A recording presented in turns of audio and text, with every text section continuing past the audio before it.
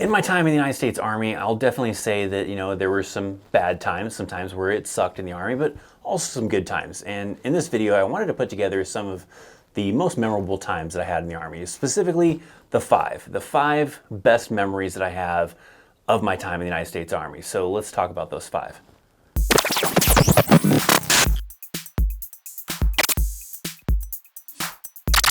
And we're gonna start off with the very first one, which was while I was in Korea. I actually got to meet quite a few celebrities because of USO tours.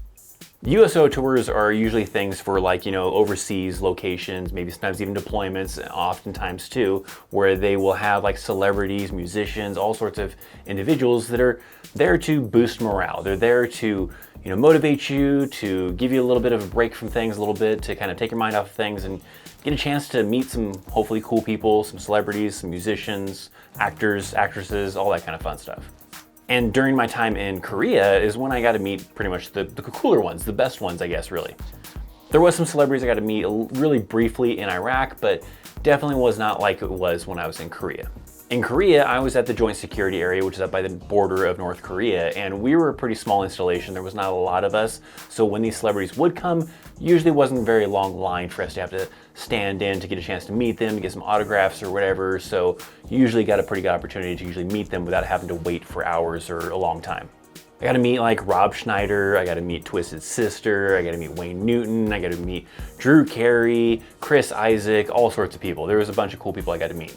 The three that really kind of stood out, they were really cool to meet. One, Rob Schneider that I mentioned. He was a really cool guy. He was really friendly.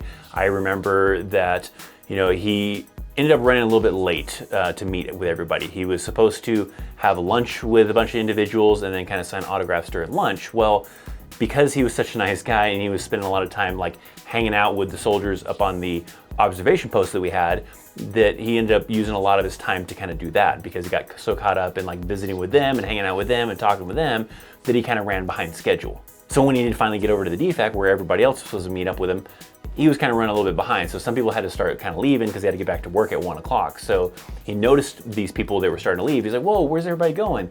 And someone mentioned, they're like, oh, we got to get back at 1.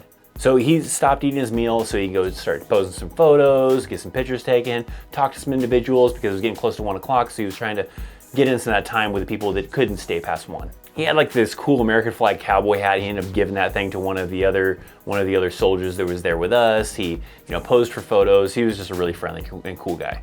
Twisted Sister was pretty cool to meet. I'm not a big Twisted Sister fan, but I like their music, and it's kind of that nostalgia, the 80s hair bands kind of a thing. So it was cool getting a chance to meet them.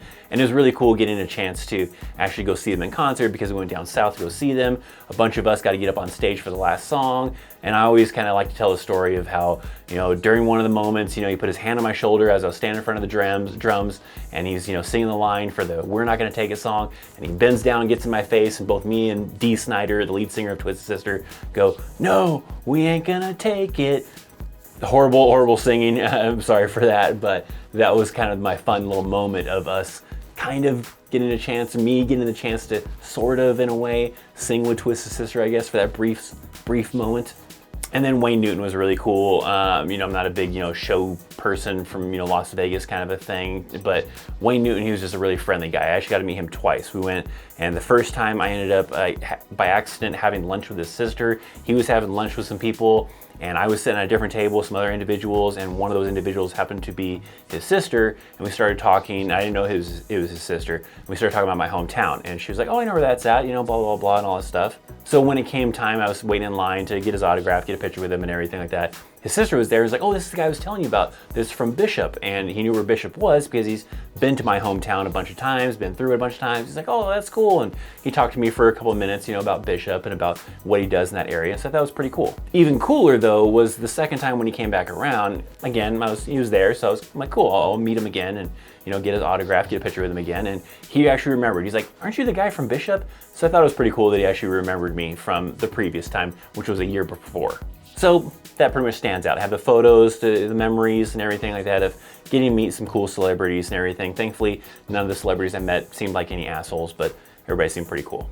By the way, if you're digging the cool shirt, this is actually brought to you by Grunt Style. I got the Grunt Style logo here, got the flag, and the more you pew. So they got some pretty awesome shirts. If you want to check them out, I got a link to them down in the description box down below. And to even save you a little bit of money, if you use the promo code Chaos Army, if it's your first time purchasing from Grunt Style, you can save 25% off. So check out that link, use that promo code. If it's your first time purchasing from them, save 25%. And at the same time, you'll also be helping out the YouTube channel. So check out Grunt Style, check out all their cool shirts they got going on.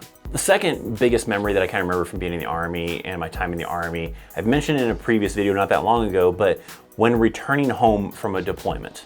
So I mentioned in one of the previous videos recently that I was talking about how cool it was when we showed up at, I think it was Dallas, and we were getting ready to go over to customs because we were coming back from Iraq. Actually, I think we were coming back to go on leave or something.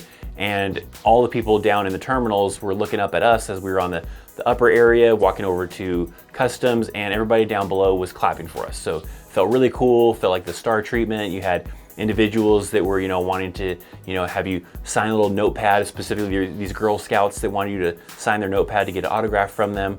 Individuals that were, willing to let you use their cell phone, give you a ride over to the other terminals, all sorts of fun stuff. And, that really kind of stood out. Even like getting bumped up to first class, you get bumped up to first class. And even beyond that, I mean, even like when we were like actually returning home, you even got the kind of like the star treatment then. And I really remember that as well. I remember, showing up and you're getting off the plane, you got a bunch of individuals that are handing out, McDonald's cheeseburgers, which is kind of cool because you probably hadn't had one in a while kind of a thing, so you got a free McDonald's cheeseburger, get on the bus and everything, and you had a police escort back to base. So that felt really cool because you would see, all these cars stopped as the police escort is in front of us, in front of the bus, escorting us through the red lights, everything, we didn't have to stop for anything, and all these cars are stopped waiting for us. And they knew that, that's what that was on the bus, that we were on the bus and everything. They were like honking and waving out the windows and everything, and, just kind of greeting us as we were returning home from this deployment. Even on the way like to the base, there's like a lot of signs because people know that we're coming home, and so they have signs staged saying, welcome home and everything. And then we show up at like the welcome home center, and you have like this big little ceremony with like all this fog and patriotic music and whole stand of like, family and friends and everything that have been told that we were, coming home and everything. And they're just there to kind of like cheer you on and clap for you, and really kind of just like a VIP star treatment. So it was pretty cool, from even, going home on leave to, getting, the bump up to first class to even returning home for good and getting that cool police escort. I really remember the star treatment that you kind of got when you returned home from a deployment or even came back from a deployment to like go on leave and everything. Number 3 isn't really necessarily like a good memory, but it's definitely a memory that stands out in my mind as something I always remember, and that's being in the Army during a certain time frame in our history that I really can't mention the exact date because I've had times where I have done that and YouTube has demonetized the video because of so, but I'm sure you can think of a specific date in the early 2000s that a major historical event happened of something really horrible and tragic that really kind of changed things and led us to go to a certain combat zone. So I was in the Army during that time frame. I had gotten done with physical fitness and we saw it all over the news. We were watching it on TV, and I remember everything that was kind of going around. Everything really changed from that moment on. When I joined the Army, there was no real conflicts going on. We kind of have little things going on in Kuwait, some things like in Kosovo or something like that, but nothing really serious, no serious wars at the moment. When that happened, everything changed. I remember when that happened, we went to our 9 o'clock formation. They told us all about, everything that was going on in New York City and what was happening. And then we went to work and we had to go to the motor pool. We were expected to go to the National Training Center the following days. We even already had some people that were already there. And they told us that we had an 11 o'clock formation before going to lunch. And that's when they told us about things that were happening at the Pentagon. And then we went to lunch. And I remember my roommate, he went off post, and that was a horrible, horrible move. It was such a pain to get back on post because prior to that, most installations in the Army were open. You could just drive onto the installation. Nobody was stopping you at any gate or anything like that to check IDs. They would just let you on. You had certain places where you would have to show ID, like at the PX and stuff, but to get on base, most Army installations were not checking IDs. They were ramping up for that because I remember that we had to start getting like, stickers for the windshield of our vehicle because they were going to start doing that and they were going to start implementing it, but they weren't there yet. When this all happened, that pretty much immediately started what they planned on doing sometime soon in the future though. But my roommate, he went off base and he said I remember it took like I think hours for him to get back on because they were checking every single vehicle to get back on post. gas was being like price gouged like crazy. Tried to get gas, and I think at that time, I think gas was probably back then maybe like $1 something, maybe 2 something or whatever. And I think he said that the gas at the gas stations were like $8, $10 a gallon. Those gas stations ended up getting in trouble for that kind of stuff, those that did do that, but it was a nightmare trying to get back on post. They had barriers in front of the PX to prevent people from getting close to the PX. We had guards at the barracks, all sorts of crazy stuff. One of the crazy things, like I was supposed to leave on the 12th to go to the National Training Center, but flights were still kind of grounded during that time frame. So I ended up getting bumped to the 13th to fly out to the National Training Center. And a bunch of us were leaving, and the local news was like reporting, oh, Fort Riley soldiers are deploying overseas and blah, blah, blah. And parents and spouses and family members are all freaking out, being like, wait a minute. I thought you guys were just going to the National Training Center. So like Fort Riley had to issue this thing saying, no, we're just got units on rotation to the National Training Center. We're not sending them overseas. They are still going to California. They're still going to do that National Training Center rotation. Let's not freak out about this. The news got it wrong. So it was pretty crazy time during that time frame, being in the Army during that and everything that was kind of going on, and kind of seeing a lot of changes that kind of happened very, very rapidly. The fourth one is getting my own section, because prior to having my own section, it's always just kind of like another NCO in the squad, maybe a team leader kind of a thing, but it was definitely different when I actually had my own section. When I first got promoted to like sergeant to E5, I was like kind of like just another NCO within the cargo squad when I was in 30 ACR.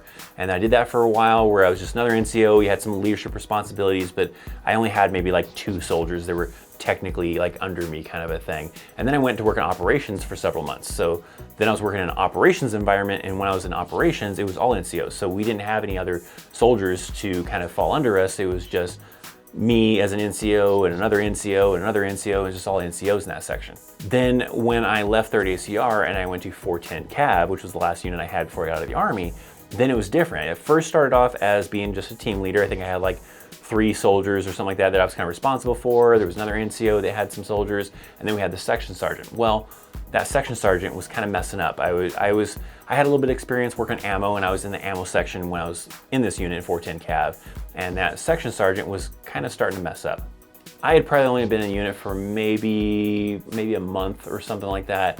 This individual was kind of messing up at that responsibility and the role of being an ammo NCOIC and everything. So they were like, well, you've got a little bit of, kind of knowledge of how to do ammo, so let's give you a shot. Plus, you are a higher ranking as far as like time and grade, as far as how long I was a sergeant for, compared to some of the other sergeants in that section. So it makes sense to make you the new section sergeant. So I became the section sergeant, and then I had 2 other NCOs that were under me, plus like I think we had 10 soldiers. So that was my own section. I actually, was kind of calling some of the shots and everything, and it felt very different from just being another NCO in a squad, being the team leader, to now being the section sergeant in charge of that section. It's responsibility. You got, 10 soldiers that are under you, plus 2 NCOs, and a lot of things happening, a lot of moving parts and everything, but the challenge and the responsibility and everything was definitely enjoyable. I liked it. I liked that responsibility, and I liked the little bit of a challenge that kind of brought along with it. And it was definitely memorable to me. That's kind of the biggest thing I remember from my time in the Army, was when I had actually my own section. Because now, people are coming to you. People are coming to you for advice. People are coming to you for guidance. You're giving them the taskings, all the things, for what needs to happen for this mission to kick off.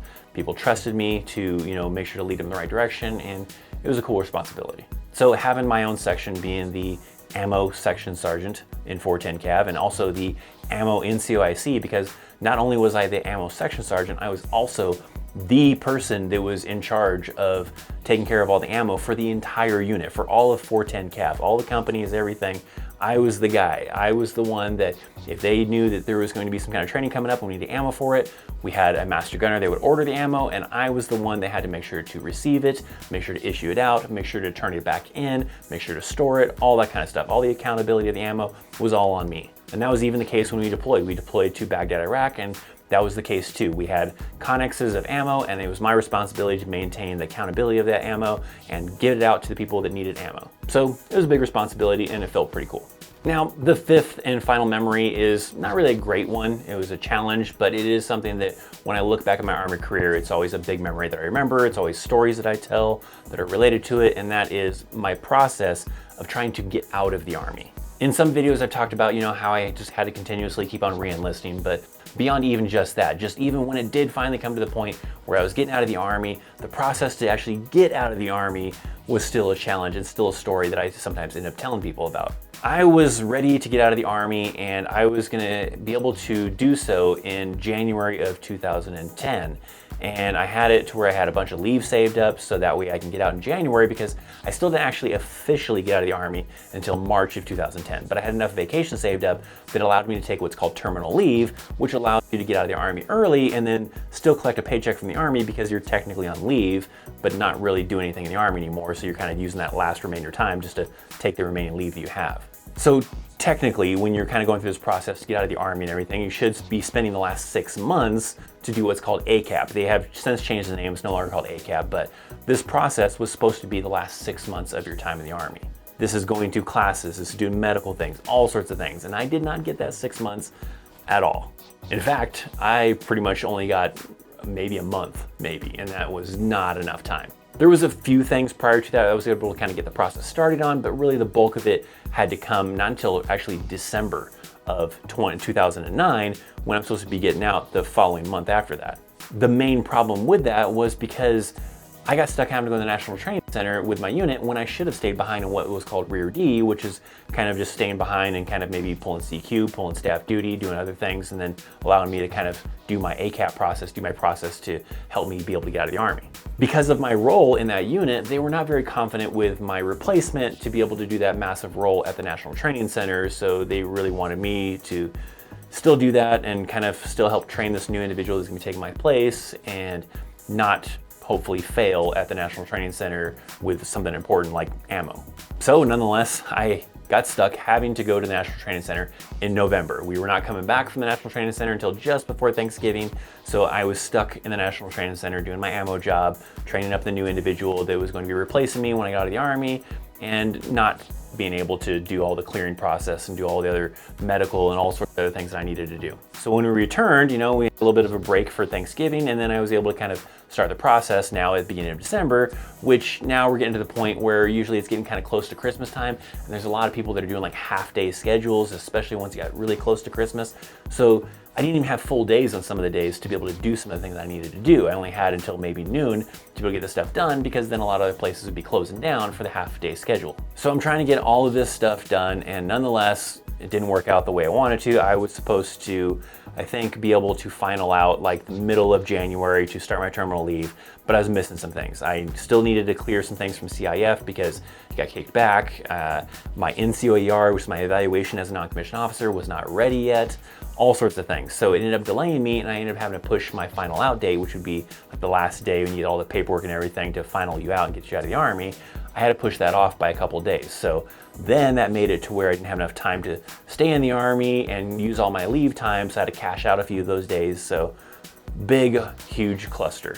Not a great memory from my time in the Army, but it's definitely something that still stands out. Of all the memories, all the things I did in the Army, these are probably some of the top 5. There's probably several other things, but these are the easiest ones to remember, the easiest ones to kind of easily be able to tell stories about and tell you about, and give you some knowledge as far as what the biggest moments in my Army career that really kind of stood out.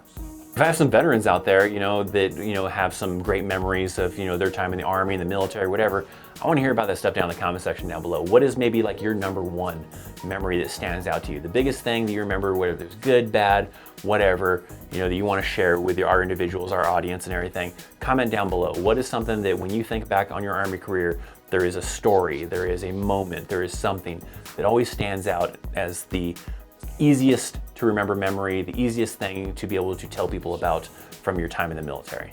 If you have any questions, make sure to drop those in the comment section down below. Make sure, if you want to continue getting this type of content, you're subscribing to the channel. It definitely is a great way to stay up to speed about things to prepare you for the Army, things for those of you that are currently in the Army, and even veterans to kind of learn about some nostalgia and all sorts of cool stuff. And in fact, if you want to learn about why I actually stayed in the Army for so long, I have a video on that. Check this video out right here if you want to learn about why it is that I stayed in the Army for almost 11 years and didn't retire. Why did I stay in for so long? Check that video right there. Check out the links down in the description box down below. Affiliates for Grunt Style. Thanks for watching. I'm Christopher Chaos, and I'll see you next time. See ya.